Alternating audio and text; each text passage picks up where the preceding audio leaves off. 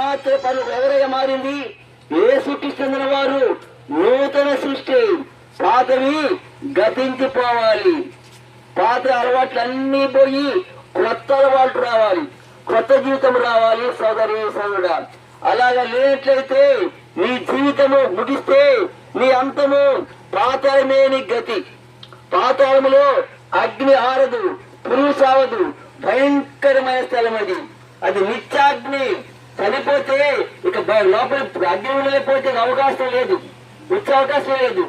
ఈ లోపల తప్పు చేస్తే కేసు పెడతారు, శిక్ష వేస్తారు. ఆ శిక్ష అయిపోయింది, బయటకు వస్తాం మళ్ళా. కానీ పాతాళంలో వారికి ఎన్నడికి తిరిగి రారు. ప్రియమైన వాళ్ళారా, మన జీవితం దేవుడు ఒకే జన్మ ఇచ్చాడు, ఒకే జీవితం ఇచ్చాడు. మరొక జన్మ అంటూ లేదు, మరొక జీవితం అంటూ లేదు. ఈ కొద్ది జీవితాన్ని మనం దేవుళ్ళు కలిసినట్లయితే